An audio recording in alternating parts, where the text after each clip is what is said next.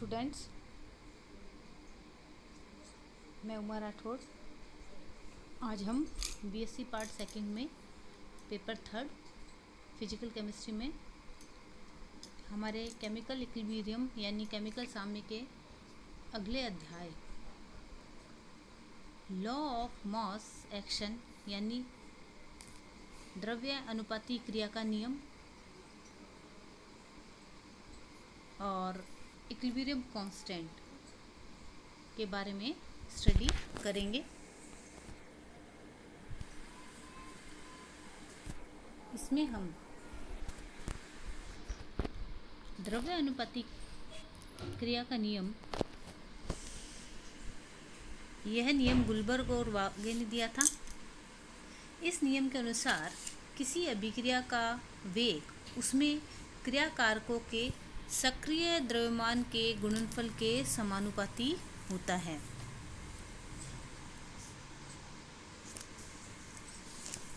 The rate at which substance react in a proportional to the active mass and the rate of a chemical reaction is proportional to the product of active masses of reactant.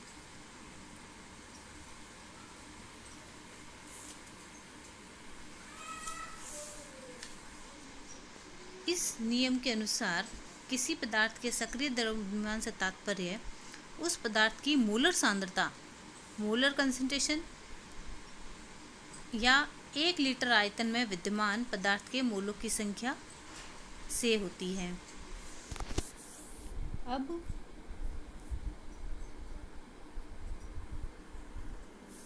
मोलों की संख्या, किसी पदार्थ के मोलों की संख्या ज्ञात करने के लिए फॉर्मूला होता है N इज इक्वल टू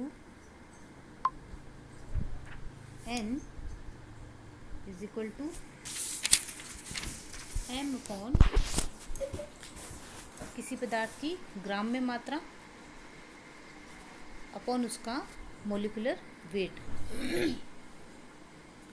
और किसी पदार्थ का जो एक्टिव द्रव्यमान होता है, एक्टिव मास होता है जो, वो बराबर होता है हमारे पास उनकी मोलों की संख्या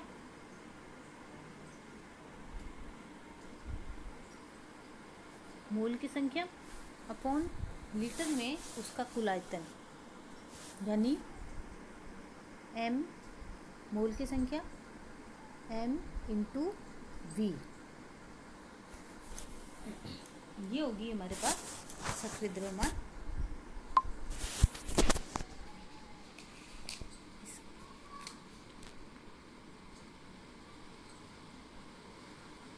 अब हम इस नियम के लिए एग्जांपल लेते हैं। a प्लस बी से बना product according to law of mass r, यानी r is equal to r समानुपाती a इंटू बी। यहाँ पे जो r है हमारे पास अभिक्रिया के लिए है और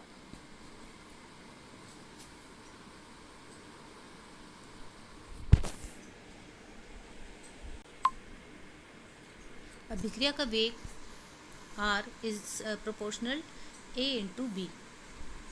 और इस प्रोपोर्शनल को चेंज करेंगे तो r is equal to k a into B, जहाँ पे k rate constant of the reaction है।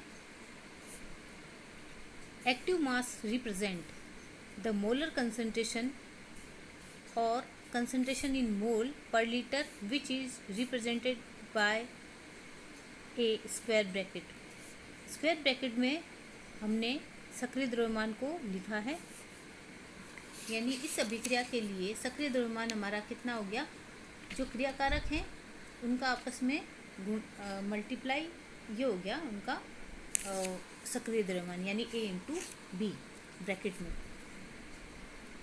a is equal to bracket में a यानी active mass a, active mass of a bracket में b is equal to active mass of b। अब हम active mass in fact is effective concentration of activity of a reactant. If C is concentration of A. C is the concentration, A is the हमारे पास है A है हमारे पास effective concentration और of a substance. तो हमारे पास reaction होती है A is equal to F into C, जहाँ पे F हमारे पास क्या है, एक्टिविटी कोफिशिएंट, और F इज इक्वल टू हमेशा क्या होता है 1 फॉर एवरी डाइल्यूट सोल्यूशन, यानी आइडियल सॉल्यूशन के लिए, और इसका मतलब A is equal to C के बराबर हो गया, यानी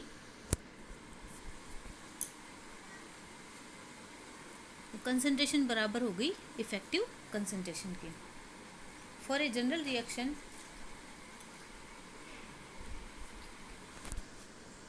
हमारे पास A प्लस N2B इससे प्रोडक्ट बन रहा है, तो इसके लिए हमारे पास R यानी अभिक्रिया का वेग होगा K सक्रिय द्रव्यमान A की पावर N1 और सक्रिय द्रव्यमान B जो कि ब्रैकेट में लिखा हुआ है की पावर N2, यानी रिएक्टेंट के आगे जो भी क्रियाकारी मोल्स होते हैं वह पावर के फॉर्म में चले जाएंगे।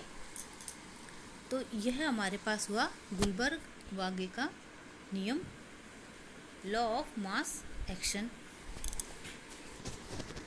अब हम आगे देखते हैं इक्विलिब्रियम कांस्टेंट हम कैसे निकालते हैं।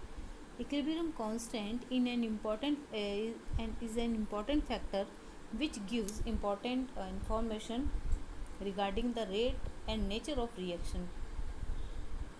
हमने एक रिएक्शन ली है A प्लस बी से बना C प्लस डी, यह और इसकी रिवर्सेबल रिएक्शन है हमारे पास C प्लस डी से बना A प्लस बी, दोनों के बीच में इक्विलिब्रियम साम्य है। A के लिए मोल की जो संख्या है N1 है, दूसरे के लिए N2 है, C के साथ M1 और D के साथ M2। अब हम देखते हैं रेट ऑफ फॉरवर्ड। अगर अभिक्रिया के बारे में देखेंगे तो RF is equal to A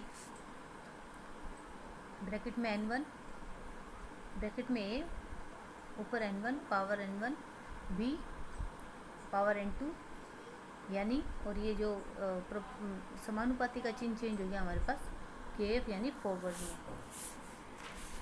अब हमारे पास रेट ऑफ बैकवर्ड रिएक्शन के लिए देखते हैं हम। इस समय बैकवर्ड रिएक्शन में C और D क्रियाकारक का काम करेंगे, तो RB यानी backward reaction proportional to C की पावर M1 D की पावर M2, और प्रोपोर्शनल को चेंज कर दिया कांस्टेंट AB में, यानी rate constant for backward reaction. अब हम जानते हैं कि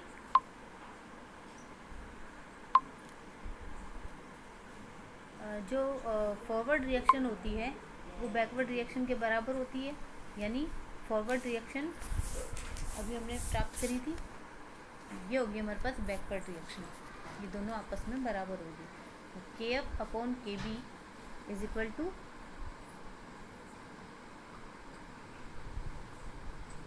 C की पावर M1 D की पावर M2 A की पावर N1 B की पावर N2, ये होगी हमारे पास। और KF अपॉन KB बराबर हो गया KC के, यानी KF upon KB is equal to KC known as equilibrium constant.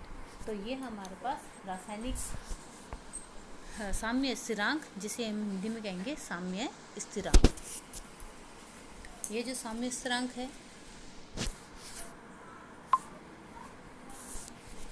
अब हम देखते हैं कि जो A B C D of are the concentration of A B C D, यानी जो ब्रैकेट में हमारे पास बड़े स्क्वायर ब्रैकेट में A B C D हैं, ये हमारे पास कंसंट्रेशन है किसकी, जो रिएक्टेंट भाग ले रहे हैं A B C D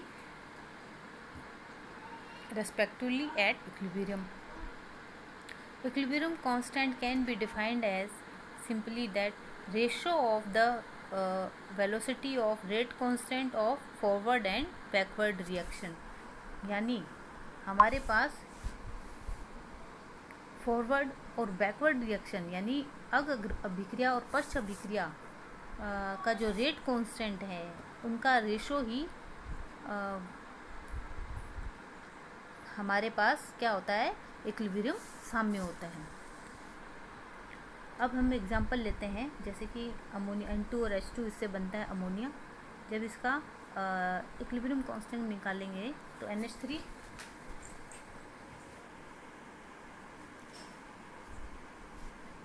square bracket में की पावर 2, क्योंकि 2 मॉलिक्यूल भाग ले रहे हैं, और नीचे यानी हमारे पास इसके लिए क्या हुआ, प्रोडक्ट अपॉन रिएक्टेंट। रिएक्टेंट हुआ हमारे पास N2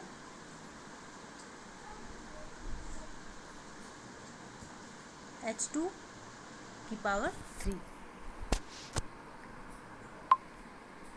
ये है हमारे पास इस अभिक्रिया के लिए इक्विलिब्रियम कांस्टेंट। अब आगे हमारे पास equilibrium constant in term of partial pressure.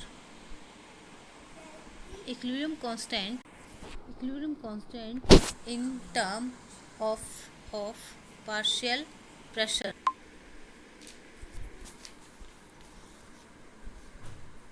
Equilibrium, if reactant and product are in gaseous state, the concentration of reactant are represent in term of their partial pressure। यानी हमारे पास जो reactant और product है यदि gaseous form में है तो जो concentration of reactant को हम partial pressure के form में present करेंगे। इसके लिए PV is equal to nRT,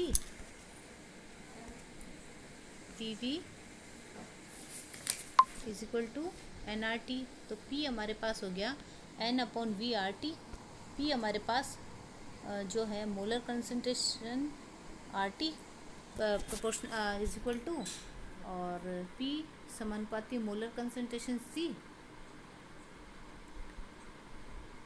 तो हमारे पास एट ए डेफिनेट टेम्परेचर पर जो हमारे पास P है proportional to molar concentration C। Same वही अभिक्रिया A+B से जो C+D हमारे पास प्रोडक्ट बन रहा है N1 N2 M1 M2। अब जो Kp है हमारे पास इक्विलिब्रियम कांस्टेंट, लेकिन प्रेशर इक्विलिब्रियम कांस्टेंट ये कहलाएगा। इसके लिए हमारे पास जहाँ अपन C लिख रहे थे पहले हम, तो उसको लिखेंगे PC। P और जो उसकी सबस्क्रिप्ट है उसके लगेगा C की पावर M1 इंटू P, उसके सबस्क्रिप्शन में D की पावर M2 अपॉन, ये तो हमारे पास प्रोडक्ट हो गए, नीचे रिएक्टेंट P सब्सक्रिप्शन में A की power N1, B P subscription में B की पावर N2, और Kp इज इक्विलिब्रियम कांस्टेंट। इसके लिए हम एग्जांपल लेते हैं N2 प्लस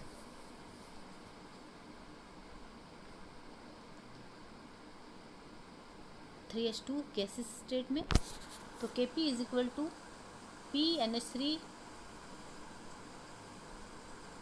की पावर 2 PN2 इंटू PH2 की पावर 3। तो इस प्रकार हमारे पास हमने इक्विलिब्रियम कांस्टेंट हमने ज्ञात किया है। नेक्स्ट जो लेक्चर है उसमें हम Kp और Kc यानी इक्विलिब्रियम कांस्टेंट और प्रेशर इक्विलिब्रियम कांस्टेंट यानी Kp के बीच में संबंध को हम देखेंगे। Thank you, have a nice day.